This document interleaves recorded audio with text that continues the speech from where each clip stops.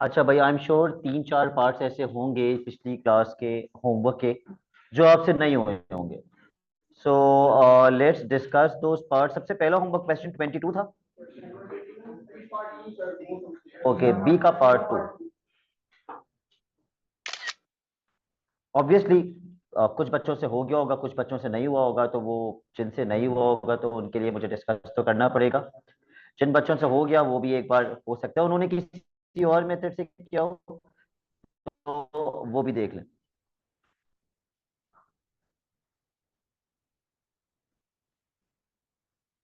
कितने बच्चों से पार्ट बी के दोनों पार्ट्स हो गए थे? ओके, सही है। B part 2। पार्ट बी में उसके लिए पार्ट 1 भी हमें करना पड़ेगा। आपको सी के कोऑर्डिनेट्स दिए हुए 10, 15 और आपको डी के कोऑर्डिनेट्स दिए हुए -8, -21। सबसे पहले वो कह रहे हैं find the equation of the line C D. उसने फॉर्मूला तक बता दिया, ऑल्दो उसका बताना नहीं चाहिए था फॉर्मूला, लेकिन उसने फॉर्मूला भी बता दिया, y is equal to M X plus C. तो हम लोगों ने y is equal to M X plus C से इक्वेशन बनाना सीखी है। Salman, what are the two unknowns m and c? तो सबसे पहले हम ग्रेडियंट निकालेंगे।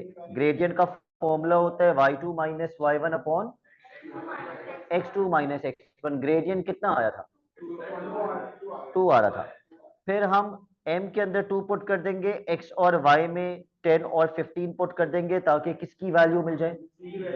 c की वैल्यू मिल जाए। ठीक है, चेक कर लेते हैं। y की जगह 15, m के अंदर 2, x के अंदर 10 प्लस c 20 प्लस c 20 वहां जाके तो माइनस हो जाएगा, तो 15 माइनस 20 इज -5। तो हमारी इक्वेशन बनेगी y is equals to 2x -5। ये वाला पार्ट तो सबसे हो जाना चाहिए था। We have studied how to find the equation of a line. ठीक है, उसके बाद वो कहते हैं, ऑल्दो उसने ये पहले कभी ऐसा सवाल पूछा नहीं है, ये एक ही बार ऐसा पार्ट आए तो हो सकता है दोबारा आ जाए। Does the point -2, -9 lie on the line C D, जिसकी इक्वेशन हमने बनाई है, क्या ये पॉइंट इस लाइन पर है या नहीं है? शायद अब मैंने ऐसे एरो भी बना दिया है, क्या करेंगे? नो, नॉट ग्रेडियंट सेम से तो पैरेलल होता है। ग्रेडियंट सेम से तो पैरेलल होते हैं जी साहब। एक तरीका तो ये है, दूसरा तरीका ये है कि आप x के अंदर -2 पुट कर दें। देखो, x में -2 पुट कर दें और y में -9। अगर दोनों साइड्स बराबर आ गई, इसका मतलब ये पॉइंट इस लाइन के ऊपर है, अदरवाइज नहीं है। Let's put and check. मैंने y में -9 पुट किया, x के अंदर -2 पुट किया और चेक किया कि दोनों साइड्स बराबर आती हैं या नहीं। What is -4 -5? -9 is equals to -9. Because both sides are equal, what does this prove? The point, yes, the point lies on the line. The point lies on the line. और part सी तो था ही इसका मुश्किल। पार्ट सी तो actually मुश्किल part था, लेकिन yes exactly, part सी का भी पार्ट ए आसान था, पार्ट बी मुश्किल था। पार्ट सी के अंदर आपको एक इक्वेशन दी हुई है, 4y is equal to 3x plus 15। बेटा आपका नाम क्या है? The new student, Huzaifa. Okay Huzaifa, आपने कभी एड मैथ पढ़ी है? नहीं पढ़ी, ओके। हुजैफा, एक्स एक्सिस पर एक चीज जीरो होती है, एक वैल्यू जीरो होती है, क्या आपको पता है किसकी वैल्यू एक्स एक्सिस पे जीरो होती है? अच्छा, अगर ये एक्स एक्सिस है 1 2 3 4, यहां पर एक्स की वैल्यू तो 1 है, किसकी वैल्यू 0 है? नहीं। अच्छा, चलो, इसका कोऑर्डिनेट क्या होगा? 1, वाई कितना है यहाँ पे? 1, 1 तो यहां नहीं आना चाहिए था। यहां क्या होगा? 1, 0। तो एक्स एक्सिस पर कहीं भी एक्स एक्सिस पर किसकी वैल्यू जीरो होती है? वाई की। और वाई एक्सिस पर किसकी वैल्यू जीरो होती है? x की वैल्यू 0 होती है। So the key word in this part was x axis, जिसका मतलब क्या 0 होगा, y 0 होगा। तो ऐसा कोई बच्चा नहीं होना चाहिए था जिससे ये ना हुआ हो, क्योंकि ये भी हम रिपीटेडली कर चुके हैं। जब हम y में 0 डालेंगे बिलाल, किस इक्वेशन में, कौन सी वाली, एक ही तो इक्वेशन दी हुई है क्वेश्चन के अंदर, कोई 10 इक्वेशन थोड़ी थी नहीं। 4y is equal to 3x plus 15 के अंदर जब हम y में 0 डालेंगे, तो बिलाल इसको मैं आगे सॉल्व कैसे करूंगा, ओनली बिलाल मुझे x निकालना है, इसको मैं आगे सॉल्व कैसे करूं, आसान सी इक्वेशन है, कोई मुश्किल सी तो नहीं है, इसको मैं आगे सॉल्व कैसे करूं, x निकालना है, ठीक है 15 वहां जाके -15 हो जाएगा, और 3 वहां जाके, ठीक है, तो x की वैल्यू क्या हो जाएगी, -5। अगर x की वैल्यू बिलाल -5 आ गई तो कोऑर्डिनेट क्या बन गया, या भी हमें y निकालना है, y में हमने क्या पुट किया था, तो y तो पता था 0, यही तो मैं हम जब मैं पढ़ा था तो यही तो बताया था बच्चा क्या करता है, x निकाल के वापस से पुट करके क्या निकालता है y, जबकि y में हमने क्या पुट करके x निकाला था, y की वैल्यू हमें पता है 0 है, -5,0, यस। सो सी का पार्ट ए मुश्किल नहीं था,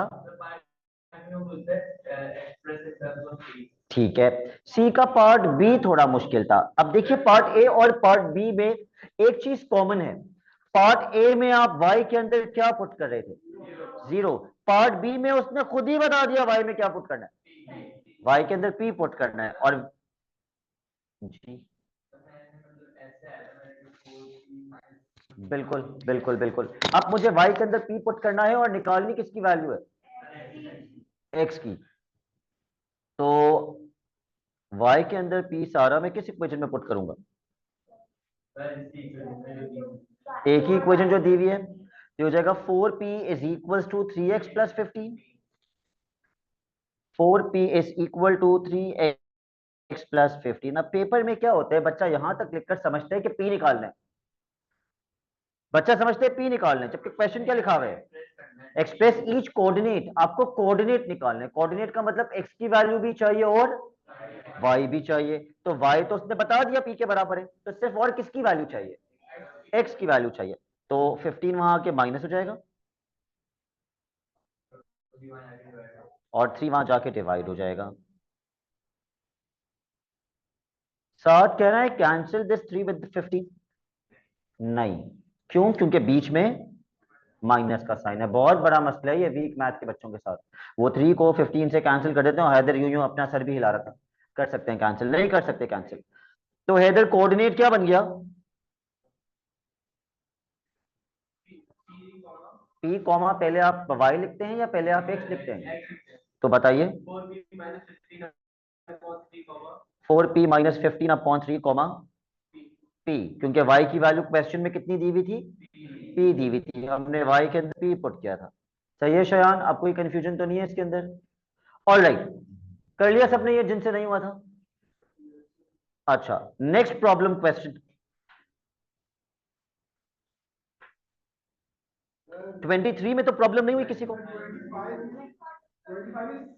ओ गॉड 25 का पार्ट सी, पार्ट ए में मिड पॉइंट निकालना था, mid point x1 plus x2 upon 2 comma y1 plus y2 upon, क्या आया था,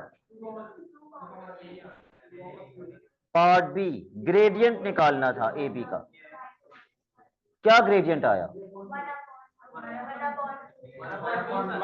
ओके चेक कर लेते हैं Salman, y2 minus y1 upon x2, फिर क्या लिखा आपने, 6 - 2 या 6+2, 6+2, तो 5 - 1 कितना होता है, 6+2,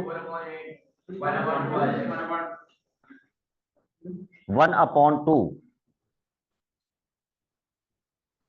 ए B intersects the Y axis at 0, c, देखो वाई एक्सिस का वर्ड लिखा हुआ है ना, तभी एक्स की वैल्यू कितनी है, 0, यही मैं पूछ रहा था, वाई एक्सिस पर x 0 होता है और एक्स एक्सिस पर y, लेकिन ये जो 0 पुट करना होता है ये किस में पुट करना होता है, इक्वेशन में, क्या हमारे पास इक्वेशन है, तो हम इक्वेशन बना लेते हैं, हम इक्वेशन बना लेते हैं। इक्वेशन का फॉर्मूला क्या होता है? y is equal to mx plus C, where two unknowns are m and c, जहां पर m तो हम ऑलरेडी निकाल चुके, बस हमें क्या निकालना है? तो ये पुट कर देंगे x और y में, तो c की वैल्यू मिल जाएगी। y की जगह क्या पुट करूं? 1, m की जगह m, x की जगह -2 plus c, 1 is equals to -1 plus c। तो सलमान c 0 आएगा क्या? c 0 आएगा?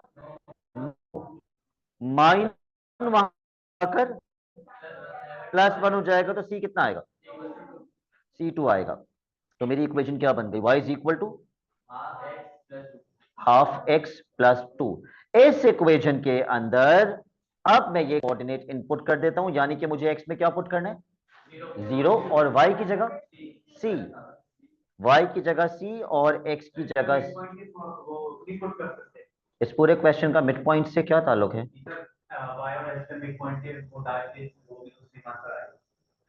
Mid point?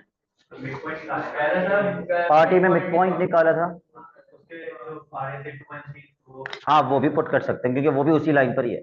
ठीक है, तो सी कितना आएगा? ये तो पूरा ही 0 हो जाएगा ना।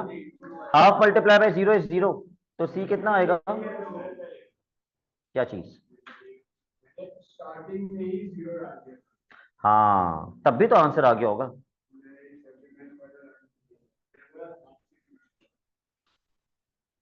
अगर आपने स्टार्टिंग में 0 डाला था तो आपने यहाँ 0, यहाँ 0 डाला होगा ना, और यहाँ सी। अच्छा, तो सी इक्वल टू सी आ गया होगा। हाँ, तो वो गलत हो गया होगा क्योंकि ये सी हो गया होगा, ये तो 0 बन गया होगा, और फिर ये भी सी आ गया होगा। सी इज इक्वल टू सी आ गया होगा। Okay, that was incorrect. Okay, next problem question. इतने ही थे? बस मैंने इतने से क्वेश्चंस दिए थे। ओके, 23 हो गया था सबसे? किसी को 23 में प्रॉब्लम नहीं हुई? अब्दुल्ला 23 हो गया था पूरा? यस। ओके बिलाल, तो बोलो ना, बोल क्यों नहीं रहे? बिलाल, क्वेश्चन में लिखा हुआ है Y axis at A. Y axis का मतलब किसकी वैल्यू 0? एक्स की वैल्यू 0। तो जब मैं एक्स के अंदर 0 पुट कर दूंगा तो ये पूरा 0 हो जाएगा। वाई की वैल्यू कितनी आएगी? 2 से डिवाइड कर देंगे तो।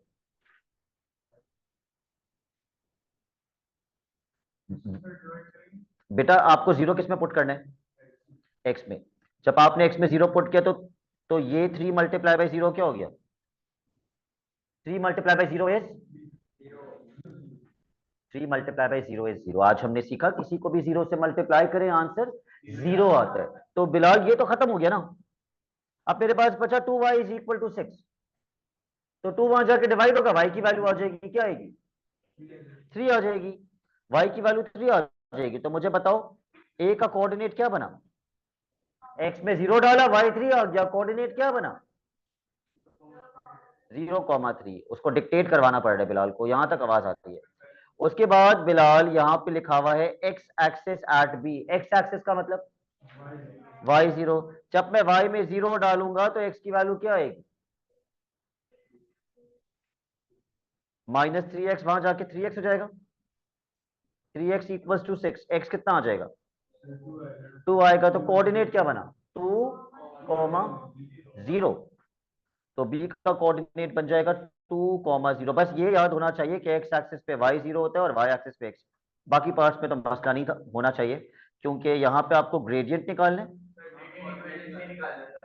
इक्वेशन से y को सब्जेक्ट बना के भी निकाल, इन दो कोऑर्डिनेट से भी निकाल सकते हो, दोनों आपकी मर्जी। और तीसरे पार्ट पे क्या निकालना था? Mid point. वो भी फॉर्मूला लगा के आ जाएगा, वो भी फॉर्मूला लगा के आप मिड पॉइंट निकाल सकते हैं। ठीक है।